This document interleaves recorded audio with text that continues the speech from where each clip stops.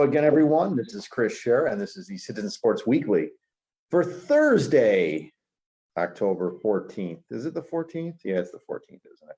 2021. We had to move the video from yesterday up a day. I had a funeral. My aunt passed away, so that yesterday was the funeral. I wasn't able to be available, so we're here now. Anyways, let's get right to it.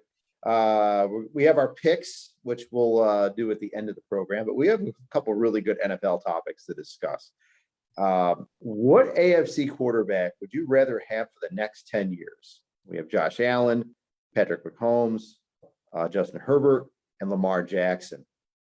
Robert did not list Tua Tagovailoa on that list, and not really a surprise why not. But anyways, if I had to pick one of those four quarterbacks, Justin Herbert would be the guy that I like. And the reason why is that, number one, he is only in his second year. He's the youngest, not by a ton. I admit that not like these guys are all older or anything like that. They're not Tom Brady's or, those types of guys, or Aaron Rodgers in their late 30s or 40s. But I like Justin Herbert. I mean, maybe it's that Dolphins remorse that's overwhelming on Twitter right now. A lot of Dolphin fans are not happy with the fact they passed on Justin Herbert. But I've always been a fan for the gunslinging type quarterback, the Dan Marino type, and Justin Herbert seems to emulate that the best. So that would be the one that I would take. That being said, not trying to denigrate any of the other quarterbacks on this list. They're all great quarterbacks in their own right, and we definitely saw Lamar Jackson on Monday night show that he's one of the best in the league, no doubt about it. So, but I would go with Justin Herbert. Go ahead, Robert. We know who you're going to pick, obviously. Oh, of course. Look at where my team is right now, Yes. led by the great Josh Allen. Of course, I'm picking Josh Allen here. I know much has been made of Lamar Jackson's performance, but Chris, you could have torn apart that mediocre Colts secondary in comeback action. And let's not forget, he played like a bum for 3 quarters. So, hey, nice for him that he had a great fourth quarter in overtime. All credit to him. It was a great performance. I'm high on Herbert. I think that he's a big reason for the Chargers' success, obviously, and I think what he's been able to do, starting in his rookie year and then continuing that into year 2 is impressive. Mahomes. I think we saw Sunday night the shortcomings with Mahomes. It's interesting how any other quarterback that had the game that he had, you'd see a bunch of think pieces about it. Oh, look at his throwing motion. He doesn't get his feet set. He tries to be too fancy, all this other crap. You don't hear it with him. I guess that's what a MVP performance and a Super Bowl ring will get you. But, defenses have exposed him. Good defenses have exposed him. We saw it in the Super Bowl. We saw it with the Bills. We've seen it kind of over time, too, in certain games. So, I'm not saying that Mahomes is some bum, but, I think that this idea, and I might be stealing some of Justin's thunder here, but, this idea that Mahomes is just going to plow through the league and win, 10 Super Bowls is ridiculous. The great thing about Allen is that he has developed over time. And, it's a great story, I think, just looking, not putting my Bills fan hat here, is that, a lot of these quarterbacks, and Chris, you're seeing this with Tua, once they're a bum, they're a bum. And, they don't really show. You're calling Tua a bum. You're calling Tua a bum. Yes, I am. So I think these guys that don't show improvement, that don't progress as they come into the league, part of it could be coaching, part of it could be them. But, I think that's the great thing about Josh Allen is that, he came into the league, pretty raw. He played at Wyoming, not like you're playing a lot of barn burners in Wyoming. And so he comes into the league and it was a project. He had some great talent there, and they just had to figure out how to make him an NFL quarterback. I'd say so far so good. Of course, Josh Allen is my guy. Justin?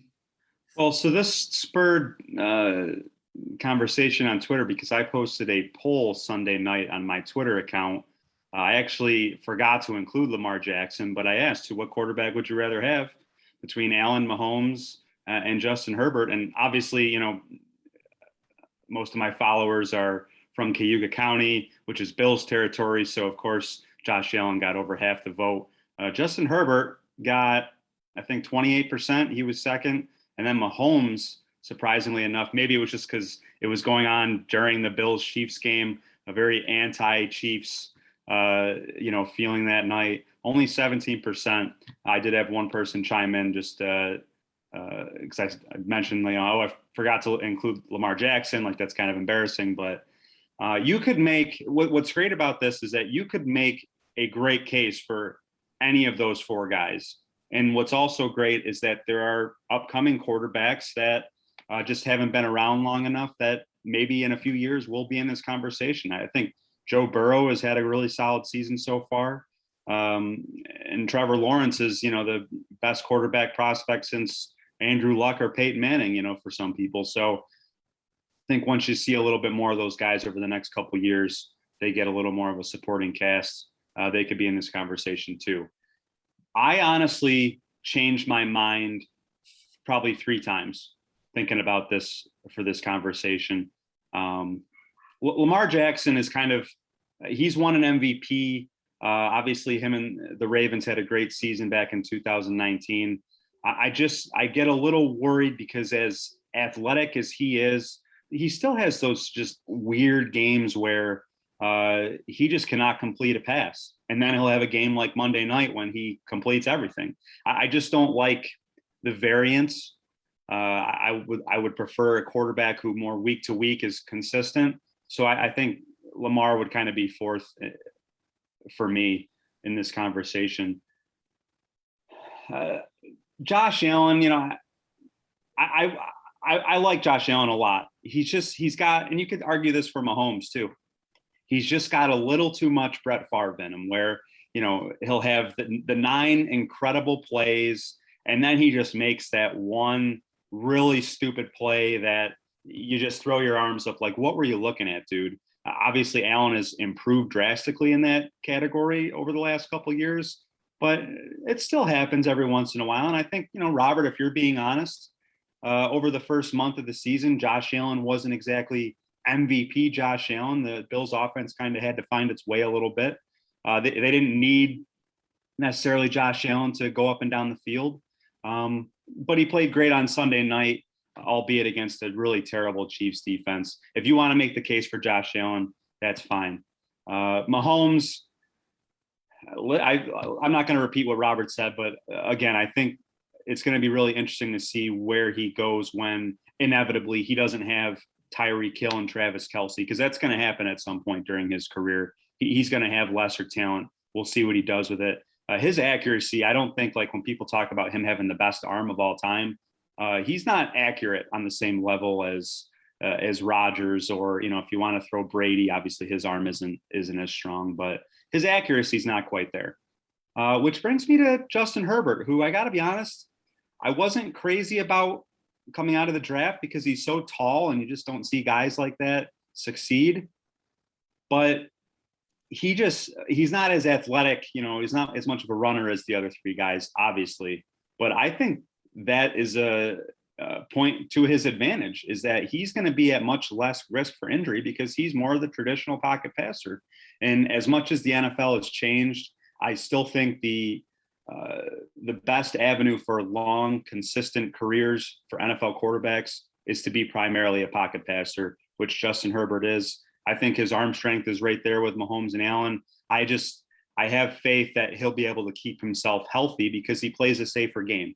And he's also got as high of a ceiling as those guys. So my pick is Herbert, but I'd be happy to have any of these guys for the next 10 years, if we're being honest.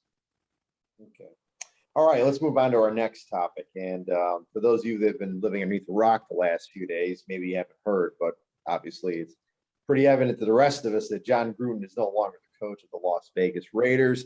He resigned on Monday night. It was Monday night or Tuesday night? Monday night. And this is the result of emails that he sent to former Washington football team president Bruce Allen over a multi-year period between 2011, 2018, where he used slurs for, everything you could imagine. I mean, just horrible stuff. And he resigned on Monday night. Now, we don't know whether he negotiated some type of settlement for his contract, because he was in a 10-year contract with the Raiders for a ton of money, $100 million, I believe, $10 million a season. So we don't know whether he got any of that money to leave. But it's a sad thing. I mean, he made homophobic slurs, and here it is, the Raiders have Carl Nassib, who is the first active player to come out of the closet, say that he's gay. It's a sad situation. But Gruden, I think he got what he deserved. I mean, I understand that these are private emails. This isn't what he's saying publicly, but I think you know more about a person for what he does privately than he does publicly.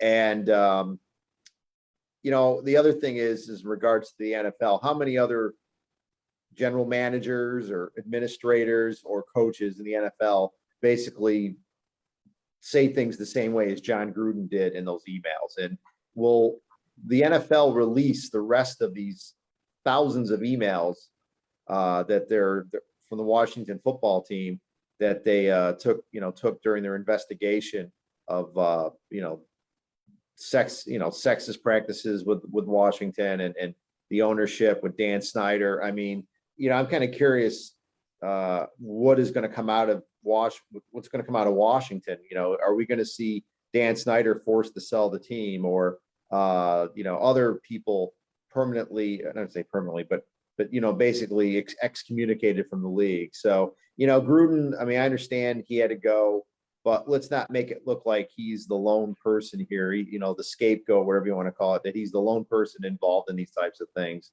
I think this is the tip of the iceberg. I think if you went through any of these people's emails, a lot of people's emails, you'd see more stuff like this. And I want to see what the NFL does to, if they're going to go after but if they're going to take measures against other people in the league that have use similar language as Jon Gruden did. Justin, go ahead. I'm curious why, obviously the NFL let these emails specifically involving Gruden get out there. I'm really curious why they're willing to throw Jon Gruden, deservedly. I'm not defending his comments at all. They're despicable, but why they're willing to throw him to the wolves, and why they continue to protect, executives, Dan Snyder, who obviously have some role in all this, being investigated for workplace malpractice over the summer. That's where all this originated from. And I just don't get why they're being protected, unless this is just a widespread thing among owners and front office people in the NFL, which obviously the NFL does not want to get out there. Who knows? Was Roger Goodell involved in emails? Were there people involved with the NFL that aren't necessarily attached to a team who have said this kind of stuff? I mean, let's be honest here.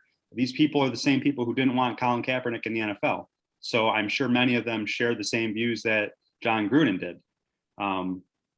Now, I will say, what bothers me about this whole thing is that, Jon Gruden, Robert, you wrote a column that went online today about should the Bills remove O.J. Simpson from their Hall of Fame, or their Wall of Fame, which stems from what happened with the Buccaneers, which is they're taking Jon Gruden out of their Ring of Honor.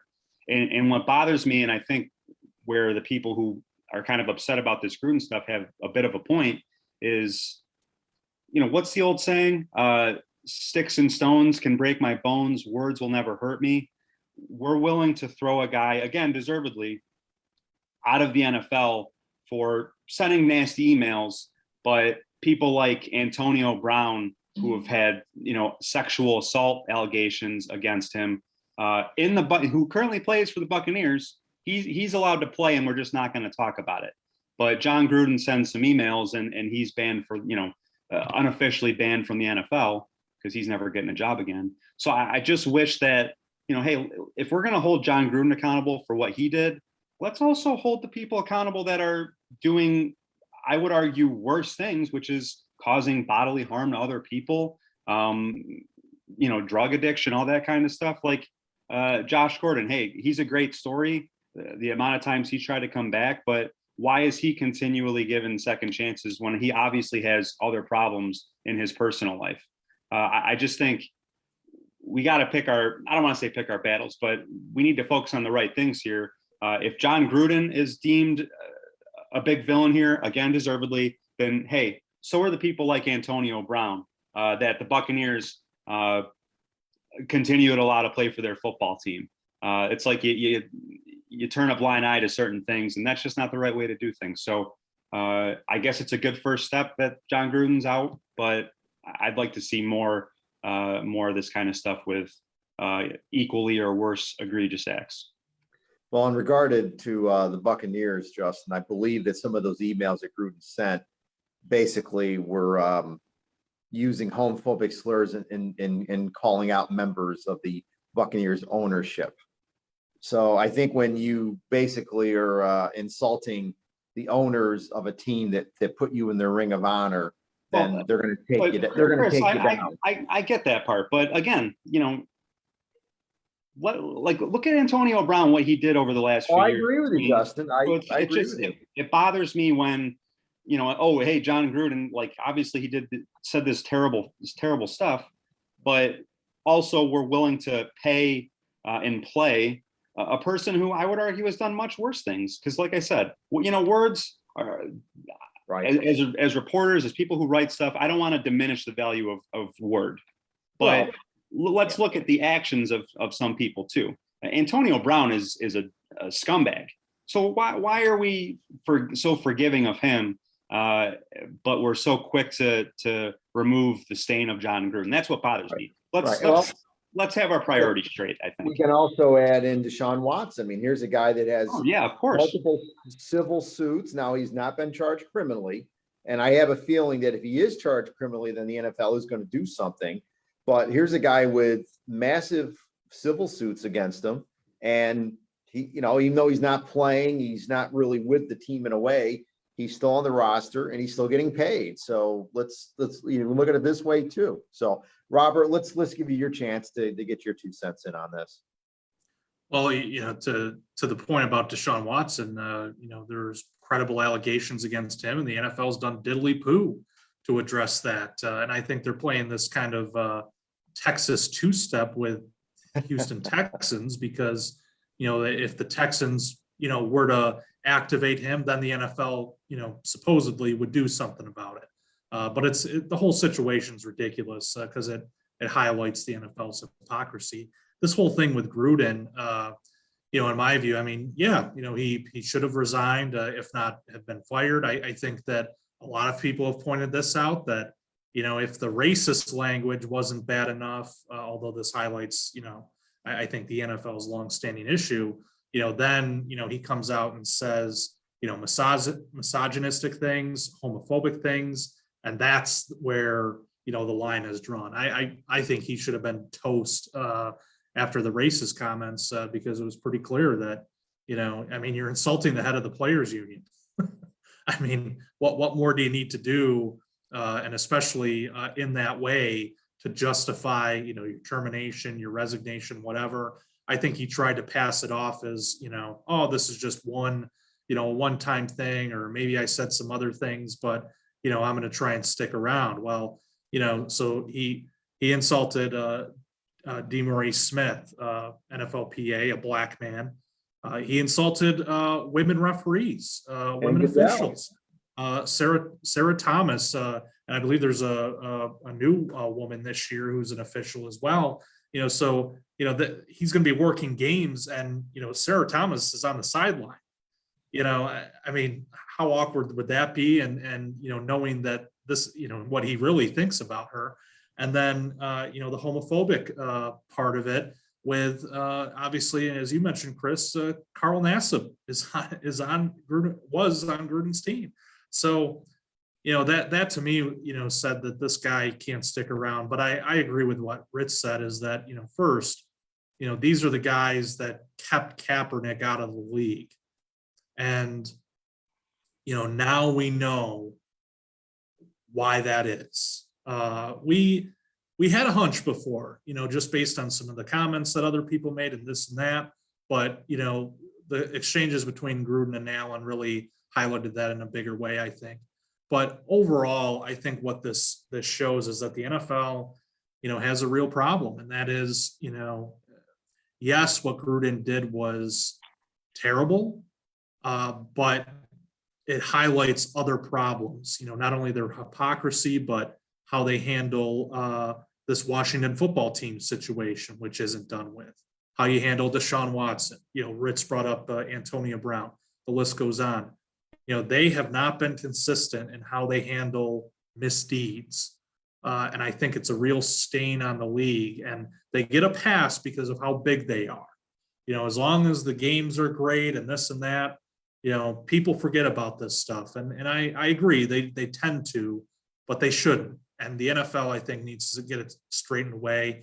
I don't know what the fix is, because you're always going to have these owners, and a lot of them aren't going anywhere, and they're bad for business overall. The players are the ones driving the league right now. We talked about the quarterbacks and the greatness of those quarterbacks, and that's the best of the league. The worst of it, they're sitting on their asses in the front office, and those dopes shouldn't be highlighted at every Super Bowl ceremony, knowing that chances are they're either racist, homophobic, whatever. Keep them off that stage. Celebrate the coaches and players. Okay, let's get to our picks. We actually did well last week. Robert was 3-0. We had a push. That was the Packers Bengals game, which was crazy. Which, by the way, I almost got. I had the Bengals covering, and it was a push. If that Bengals kicker just makes one little kick, boom, I win that one. But irregardless, Justin and I each went 2-1. So the season standings are: I'm still in first place, 8-11, and then Justin and Robert are bringing up the rear, 7-12, one game behind me. So all right, so let's get to these 4 games. Justin picked them. First game: Chargers at the Ravens. Ravens are 3-point favorites. Yeah, we've been talking about Lamar Jackson. I'm drinking the Kool-Aid. Yeah, they're coming off a short week, but they are at home. They played at home on Monday night. They're playing at home this game, so that the short week doesn't really bother me on this one. I know Robert loves it when I talk about these things. I like the Ravens to cover -3. I don't think the Chargers defense can stop Lamar Jackson, so I like the Ravens to cover -3. Go ahead, Robert. Well, I think there's going to be a lot of people that look at that fourth quarter and overtime and say, "Oh, the Ravens are, such a great team," but they forget what happened in the first 3 quarters of that game, which, the Colts made them look pretty silly as a one-win team. I think the Chargers are a better team, and I know that this is a road game for them. I think their defense is more consistent. I know that obviously they're coming off the Browns game. There were a lot of points scored in that game. But I think the Chargers just have a better defense, and they have the better quarterback in this game. So I'm going to go with the Chargers. All right, Justin. Well, first, just to address your Packers-Bengals comment. Yes, Chris, I believe almost only counts in horseshoes. And also, the Bengals kicker almost made a couple kicks. Yeah, hey, so did Mason Crosby. Yeah, so they finally made one. If he doesn't miss 4 kicks, if he makes 2 of those, you're not even coming close to a push. That's why it's a push. We all almost won. We didn't. So take that and shove it. Wow. Shove it? I think the Ravens are what? They're 4-1. You could really poke some holes into their schedule so far. They lost the Raiders week 1. They beat the Chiefs by a point in a game the Chiefs really gave away. There was that late fumble by Edwards-Helaire. Really, the Ravens should have lost that game. And then they beat the Lions by 2. They beat the Broncos by a couple scores, but I think Teddy Bridgewater was out for that game. And then, as Robert mentioned, they were outplayed for 3 quarters against the Colts. And it took Lamar Jackson's probably the best game of his career to come back and win. I don't think the Ravens are as good as their record. I think the Chargers are as good as their record. So I'm not worried about this game being in Baltimore. The Chargers basically play on the road every week since they don't actually have fans. So I will take the Chargers in the 3 points. Okay, I'm on an island on that one. So our next game, the Arizona Cardinals, the last undefeated team in the NFL, going up at Cleveland, and the Browns are 3-point favorites. Well, I'm going to take a page from these guys from the previous game. I'm going to go with the road team here to cover. Yeah, the Cardinals are undefeated. Are they the best team in the NFL? I would say no. but I think they're playing pretty good right now. They're on a roll. So the Browns, I just think the Browns are inconsistent. I mean, Baker Mayfield has been up and down. There's a lot of things going on with this team. You know, there's all this talk that what's his face there? I'm trying to remember his name, the wide receiver. Oh yes, Odell Beckham Jr. That's his name.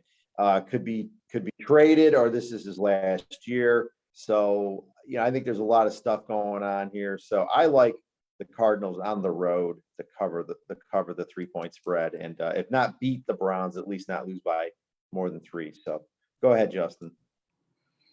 Yeah, I kind of feel the same way about the Cardinals that I just said about the Ravens. I think you can look at their schedule, and I mean they have that dominant win over the Rams. That was impressive. But you know, Kyler Murray, for all the chatter about him being the MVP of the league a few weeks ago, he hasn't had, you know, necessarily the best last couple weeks.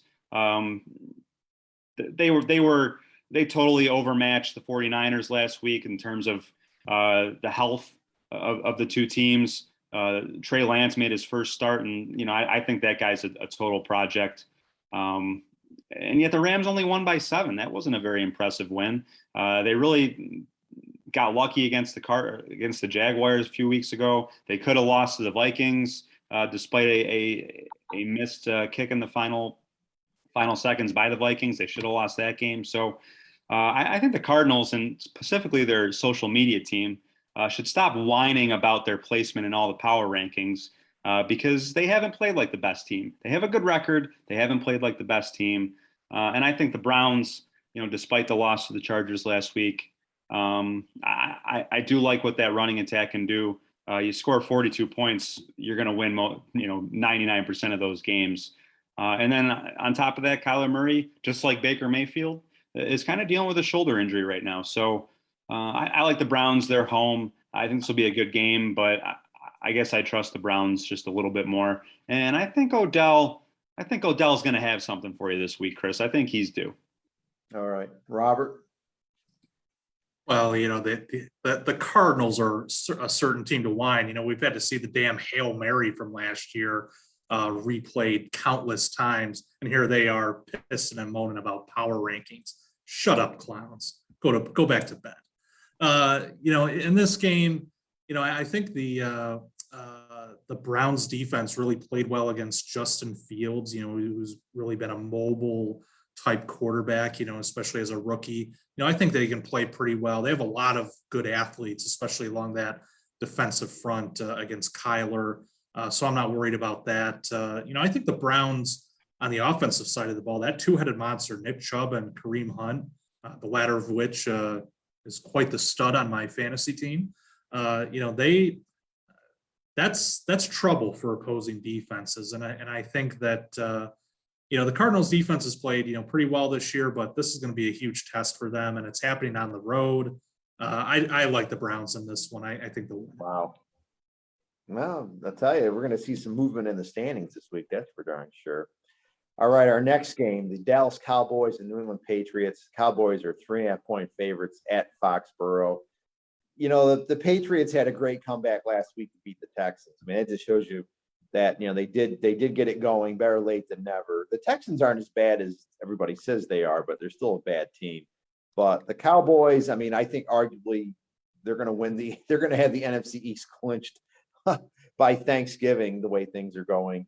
And I mean, look, the Patriots have great defenses, no doubt about it. And Bill Belichick, I'm sure, will slow down the Cowboys offense. But I think the Cowboys defense is solid, and they can definitely keep the Pats offense from doing a lot. So I like the Cowboys to win and cover the 3.5 at New England. Go ahead, Robert. Yeah, for me, this is an easy game. I think the Cowboys, you know, after all the years of hype and, you know, this team fizzling because of not having a defense, you know, they finally have a decent defense. Dak is back to 100%. You know, that offense is cooking. You know, really the only thing slowing that team down is Mike McCarthy. As Ritz knows, I'm sure it'll happen at some point. But, you know, I think the Cowboys are pretty good. You know, the Patriots, obviously Mac Jones showed us a little something last week against the Texans. You know, that they had a comeback in that one, but I think they're overmatched in this one. And, you know, really the only thing that'll keep them in the game is that defense. You know, Belichick, you he showed it against Brady a couple weeks ago, but I think the Cowboys are going to throw too much at him. I think they'll win and cover in this one. Go ahead, Justin. There's been a lot of chatter over the last maybe week, 2 weeks about the Cowboys potentially being the best team in the NFC. If you want to get impressed because they beat up on the Eagles and Giants, be my guest. All I know is that Bill Belichick is 15-4 against the spread as a home underdog. What do you know? Bill Belichick and the Patriots, as you guys have said, home underdog. The Cowboys, they're one of those teams that you got to worry about. When they start getting a little too much love as they are right now, they're just due for a comeback game, come back down to earth. I think that's this week. They are on the road. So let's see what Bill Belichick's got cooked up. I think, obviously he's the better coach in this matchup. We'll see. The Patriots have some talent on that defense. I think they can make life difficult on Dak and the boys. So I'll take the Patriots here as home underdogs. Ooh, that's interesting. Very, very interesting. Our last game, Robert's Buffalo Bills, 5.5-point favorites on the road at the Tennessee Titans. Wow. That's quite impressive. Look, the Bills, arguably the best team in the NFL. It's tough to debate that right now, as much as I hate saying it, but they're playing the best of anybody. And I will be honest when it calls, when it's time for it. And the Bills are playing the best, absolutely. But they're due for a little bit of a letdown. They had that stinker against the Steelers week 1. I like the Titans to run the football. Derrick Henry's going to have a big game. Tannehill, my old buddy from Miami, is going to make enough plays. I don't know if the Titans win the game, but it's 5.5. I think the Titans can maybe lose by 3 or 4. Like a 31-27 game, but I like the Titans to cover the 5.5. That's a big spread. 5.5. I like the Titans to cover. Go ahead, Justin. Well, I don't know what to make of the Titans. I don't think we've really seen them at full strength yet because A.J. Brown has been hurt pretty much all year. Julio Jones, he's hurt every year, but that's been the same case this year. Why would he change? So you haven't really seen the Titans at full strength aside from week 1 when they got blasted by the Cardinals, who I just said I wasn't super impressed with a few minutes ago. So I don't think, they haven't played their best football. They're still a solid team, just haven't been healthy. I don't think this is the get right game. I'm not worried about a letdown by the Bills, they got to be on some historic pace here as far as point differential. Over 100 point in the positive, that's insane. Listen, I don't think the Bills are going to come out and play as well as they did last week against the Chiefs every single week. That was obviously a game they had circled on the calendar that they really set out and built that roster to beat the Chiefs. It's a little ironic that the Chiefs are now not necessarily the main competition in the AFC, but whatever. I just think the Bills are a great team. I think they are the best team in football right now, and I'm not worried about them going into Tennessee and dropping this one. So I like the Bills. Robert? Just cut the video. We know who he's picking. Who cares? I know. I have to ask him. We know he's going to go with the Bills to cover the 5.5. We know. Well, Ritz, apparently pulled out the Shira's Book of Odds making to send the incorrect spread for this game. I saw that and I was like, 5.5 for Tennessee, 5.5 for Buffalo. I don't care. They're covering it anyway.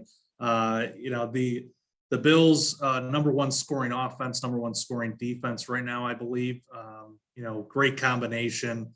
Tennessee's been a bit of a case this year. Obviously health has been an issue, but that offense doesn't seem to be clicking now that old Artie Smith is down in Atlanta. That new offensive coordinator in there. Derrick Henry's obviously, a threat always, but, really that passing attack hasn't shown us much yet. And so I think that they need to do, until they do, I'm not really afraid of this team. It's a bit one-dimensional at the moment. The Bills, I think, on both sides of the ball, that, they're just complete. They might get Matt Milano back this week. It's kind of scary that they played as well as they did against the Chiefs without him. arguably their best defensive player. So, we'll see if he comes back, but yeah, of course, taking the Bills. Okay. All right, guys. I know Justin's got to get to a game, so we'll wrap it up. Folks, thanks again for joining us. We appreciate it, and we'll see you next week.